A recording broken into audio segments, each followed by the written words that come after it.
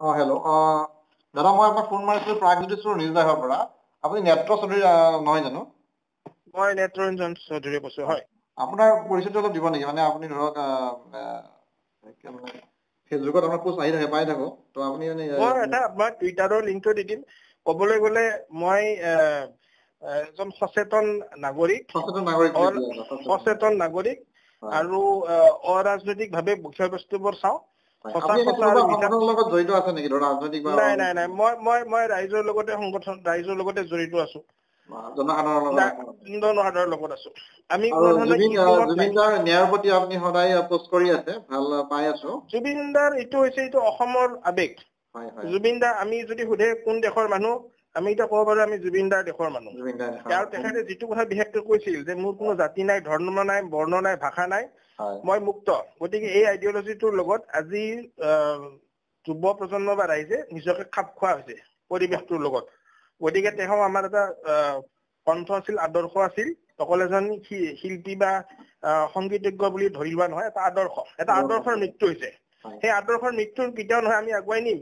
কিন্তু যি পৰিস্থিতিত মৃত্যু হ'ল, সেইটো আমাক বিচাৰ লাগে, তদন্ত লাগে, নিৰপেক্ষভাৱে ক্ষিপ্ৰভাৱে লাগে। যিহেতু 26লৈকে টানিম আৰু ফটকা মানে পাহৰি যাব। এইবোৰ কিন্তু যদি কোনোবাই ভাবিছে, তেওঁলোকে এইবাৰ আৰু পুৰণা কীৰ্তি নচলিব। এইটো স্পষ্ট মই কথা আপোনাক তেওঁলোকে আৰু এটা বুজি লওক। কথা সুধি লওঁ। দেখা গৈছে যে কিছু ৰাজনৈতিক দল, বিশেষকৈ কংগ্ৰেছক দেখা গৈছে যে তেওঁলোকে এইটো এটা ৰাজনৈতিক মুনাফা আদায় কৰা যেন এটা অনুভৱ হয়। এতিয়া আপুনি ইয়াত মন্তব্য দিব বিচাৰে নেকি? এইটোত মই মন্তব্য দিয়াৰ দৰকাৰ নাই। এইটো আমাৰ জুবিন দাই কৈ গৈছে, পলিটিক্স নকৰিবা বন্ধু। গতিকে ইয়াৰ পাছত আৰু ক'বলগীয়া একো নাই।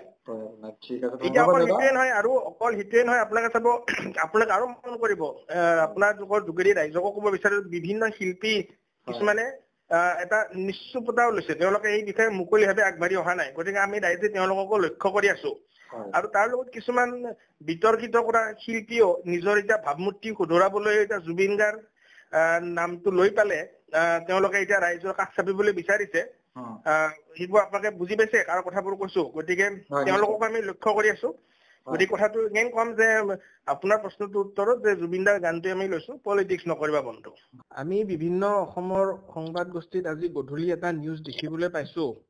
বিভিন্ন পৰ্টেল সকলোৱে দেখিছে, আপোনালোকে সকলোৱে, যে SIT-য়ে অহাকালি 4 বজাত অসমৰ কিছুমান বিশিষ্ট ব্যক্তিক যাৰ নাম দিছে, প্ৰায় 10-11টা নাম দিছে, SIT-লৈ মানে আহিবলৈ কৈছে। তেওঁলোকৰ লগতো কথা বতৰা পাতিব। বিশিষ্ট মোটামুটি চালে দেখা যায় বিশিষ্ট সাংবাদিক, অসমৰ নাম থকা কিছুমান চিকিৎসক আৰু এনেকুৱা ধৰণৰ নাম দেখা গৈছে। বেচিকেলি মিডিয়াৰ লগতে জড়িত ব্যক্তি।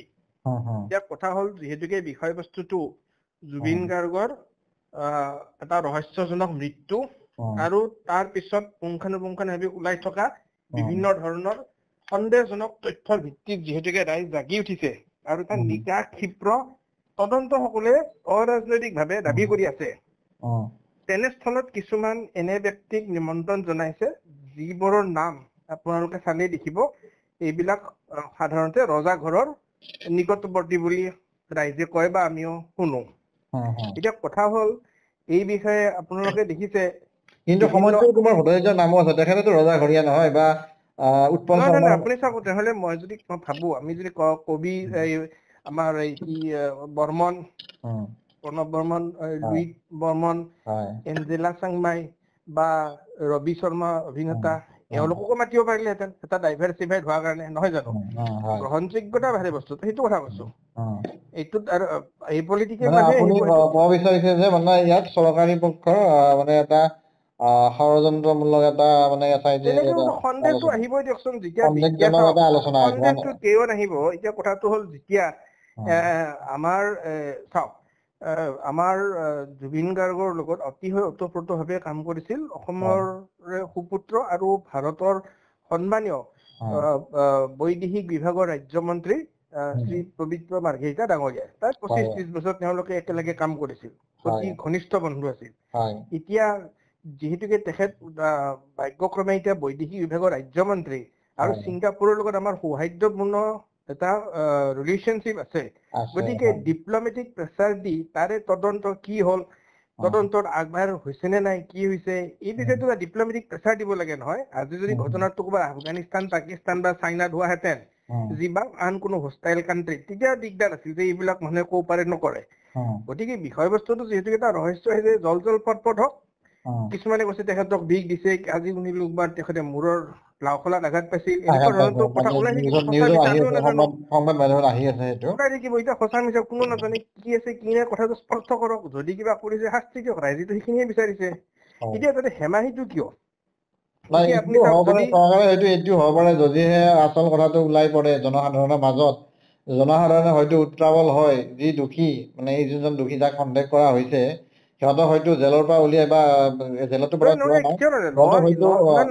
ৰিমাণ্ডৰ পৰা ওলাই কেনে হয়তো সাধাৰণ নাগৰিকে হয়তো হত্যা কৰি পেলাব পাৰে সেইটো যদি সেনেকুৱা যদি উপক্ৰম হয় তেনেহলে এইটোৱে বুজা যাব যে বৰ্তমান আইন শৃংখলাৰ ওপৰত ৰাজ্য চৰকাৰৰ আৰু কেন্দ্ৰীয় চৰকাৰৰ কোনো ধৰণৰ নিয়ন্ত্ৰণ নাই জনসাধাৰণৰ যেতিয়া লাখ লাখ মানুহে আপোনাক যেতিয়া আগুৰি ধৰিব তেতিয়া পুলিচ বাহিনী বা চিআৰপি বাহিনী সেইটো কণ্ট্ৰল কৰা পতককে সম্ভৱ নহয় কিন্তু তেওঁলোকে সিটোতো পিছৰ আহিল কথাখিনি এতিয়া এওঁলোকতো কিন্তু চৰকাৰে কিন্তু মুখ্যমন্ত্ৰী ডাঙৰীয়াটো মানৱীয় তেওঁৰ প্ৰতিশ্ৰুতি ৰাইজক দি আছে যে অতি সোনকালে আচল আমি আশা কৰিছো আৰু এইটো কথা এই ক্ষেত্ৰত মানিবই লাগিব আৰু এই ক্ষেত্ৰত আমি এই কথাটো মানিবই লাগিব যে তেখেতে এজন অসমৰ মাননীয় মুখ্যমন্ত্ৰী ডাঙৰীয়া এজন অভিভাৱকৰ দৰে এটলিষ্ট শেষ ক্ৰিয়া কৰ্মখিনি নিজে লাগি আছে সেইটো কোনো নুই কৰিব নোৱাৰে এইটো স্পষ্ট কথা কিন্তু কথা হ'ল আমি আশা কৰিম তেখেতৰ পৰা অতি ক্ষীপ্ৰভাৱে কোনো ধৰণৰ হেঁচা বা কোনো ধৰণৰ বেলেগ চক্ৰৰ প্ৰেছাৰাইজ নহয় তেখেতে অতি ক্ষীপ্ৰভাৱে এইটো তদন্ত শেষ কৰক আৰু ৰাইজক এটা মানে আপুনি যোনটো ফেচবুকত লিখিছে ইয়াৰ জৰিয়তে আপুনি ক'ব বিচাৰিছে যে যোনটো কালি যোনটো নিমন্ত্ৰণ দিছে SIT-য়ে যিখিনি সকল ব্যক্তিক নিমন্ত্ৰণ দিছে সেই ব্যক্তিখিনি প্ৰায়ভাগে চৰকাৰী তেওঁলোকৰ ওপৰত তাৰে বিশ্বাসযোগ্যতা আন কথাত ক'বলৈ গ'লে তেওঁলোকৰ এই মানুহখিনিৰ ওপৰত বিশ্বাসযোগ্যতা ৰাইজে হেৰুৱাই পেলাইছে তেওঁলোকে বিশিষ্ট নাগৰিক বুলিও যদিও তেওঁলোকে নিজকে ভাবিছে গতিকে বিশিষ্ট নাগৰিকৰ ওপৰত ইয়াততো সমস্যা তোমাৰ ভট্টাচাৰ্যৰ নামো আছে যিজন ব্যক্তিৰ নামটো ধৰক আমি সন্দেহ কৰিব নোৱাৰো চাওঁ এইটো এতিয়া মই আৰু কথা ক'বলৈ গ'লে অলপ ৰাজনৈতিক বিতৰ্ক হ'ব গতিকে কা আন্দোলনৰ পৰা টানিব মই বিচৰা নাই কিয়নো জুবিন নাই নিজে কা নালাগে বুলি কৈছিল গতিকে এই বিষয়ত এতিয়াও কোৱা নাই কা সমৰ্থনটো এইটো বিষয়ত এটা গ'লে সম্পূৰ্ণ মই সেইটো কথা ক'ব বিচৰা নাই মই খালি কৈছো কি যে ইয়াৰে মই কোৱা নাই যে গোটেই কেইজনে ৰাজঘৰীয়া বুলি কিন্তু মই ক'ব বিচাৰিছো কি যে এওঁলোকৰ ওপৰত ৰাইজৰ সন্দেহটো আছে আৰু যদি সন্দেহ নাথাকে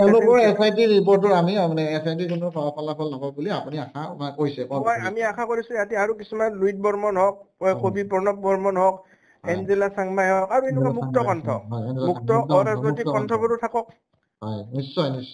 সেইটো হয় আশা কৰিম আৰু অতি শীঘ্ৰে জুবিন গাৰ্গৰ যিটো মানে ৰহস্যজনক মৃত্যুৰ সেইটো তদন্ত শেষ হওক আৰু সকলো ৰাজনৈতিক দলে সংগঠনে এইটো মাত্ৰ এটা ৰাজনৈতিক ৰুটি সেকা উপায় হিচাপে নলৈ আন্তৰিকতাৰে শেষ কৰক আমি ৰাইজে সেইটোৱে বিচাৰিছো ধন্যবাদ